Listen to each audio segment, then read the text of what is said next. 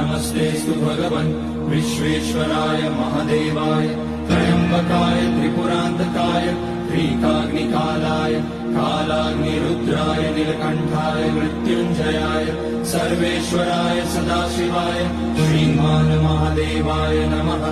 ॐ नमः शम्भवाय च मयोभवाय च नमः शङ्कराय च मयस्कराय च नमः शिवाय च शिवतराय च। ॐ त्र्यम्बकं यजामहे सुगन्धिं पुष्टिवर्धनम् उर्वारुकमिव बन्धनान् मृत्योर्मुक्ष्यमामृतात्।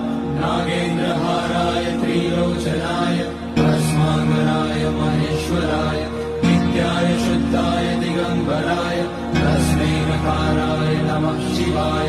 मन्दाकिनी सलिलचन्दन चर्चिताय नन्दीश्वर प्रमथनाथ महेश्वराय